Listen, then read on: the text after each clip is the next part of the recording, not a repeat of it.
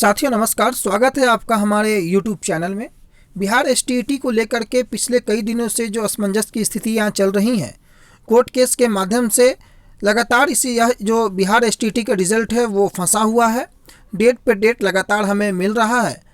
इस दरमियान कई ऐसे सवाल हैं जो आप लोगों के मन में हैं। लगातार आप लोगों के माध्यम से जो कमेंट सेक्शन में सवाल पूछे जाते हैं, उनमें से कुछ मुख्य सवालों को लेकर के आज हम आपके सामने उपस्थित हैं।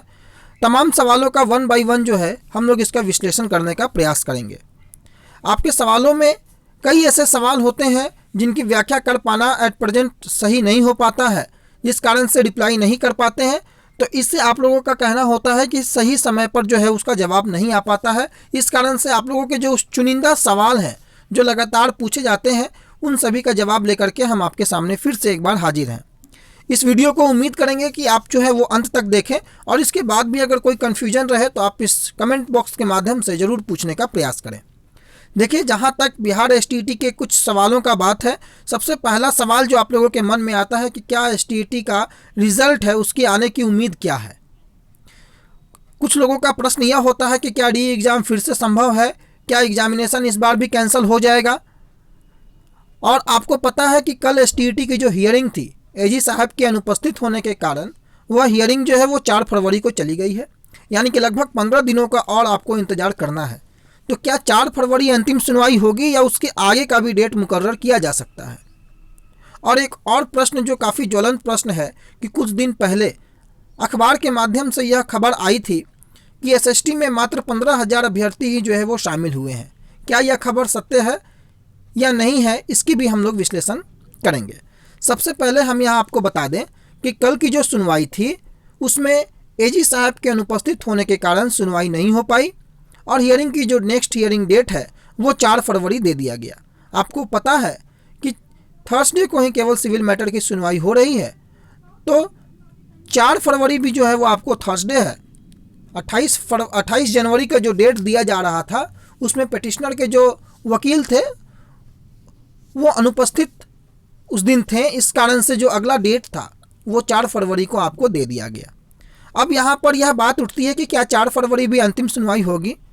देखिए, अगर सब कुछ सही रहा और एजी साहब भी उपस्थित रहें, बाकी लोगों के साथ एजी साहब अगर उपस्थित रहते हैं तो उम्मीद किया जा सकता है कि यह सुनवाई जो है वो अंतिम सुनवाई होगी।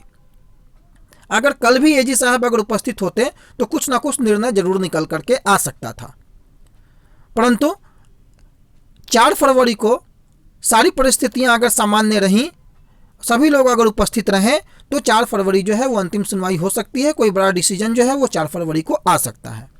दूसरा सवाल कि क्या एसटीईटी की री एग्जामिनेशन पुनः संभव है। तो देखिए, ऐसा अभी कह पाना काफ़ी जल्दबाजी होगा क्योंकि मामला जो है वो कोर्ट में लंबित है। लेकिन जो वस्तु स्थिति है या जो भी बोर्ड हो या सरकार हो, अगर बीएसईबी ने एग्जामिनेशन को ऑलरेडी 2 बार कंडक्ट कर चुका है तो वो तीसरी बार कंडक्ट करवाने के जो चक्कर है उसमें वो नहीं पड़ना चाह रहा है, क्योंकि बोर्ड की भी अपनी एक क्रेडिबिलिटी होती है। बार बार एग्जामिनेशन को कैंसिल करके लेना कहीं कहीं उसके क्रेडिबिलिटी के विश्वसनीयता पर ही उसके सवाल खड़ा हो जाएगा। और इस बार की जो कोर्ट, बोर्ड और सरकार, जो बोर्ड और सरकार की तरफ से जो काउंटर दिया जा रहा है या बोर्ड और सरकार का जो रुख है इस बार रिजल्ट के फेवर में है।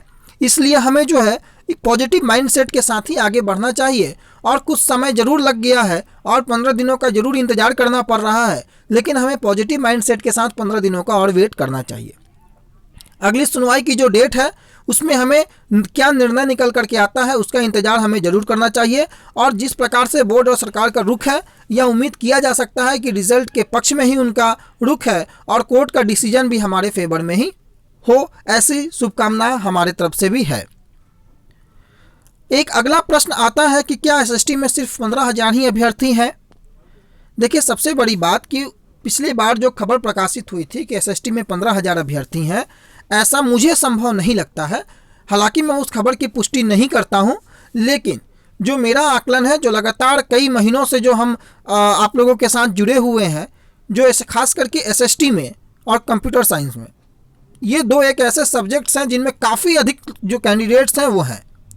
15,000 मात्र अभ्यर्थी एसएसटी में यह कहीं ना कहीं उचित नहीं लगता है। एसएसटी में अभ्यर्थियों की संख्या जो है मेरे अनुमान से 60,000 प्लस अभ्यर्थी होने चाहिए एसएसटी में।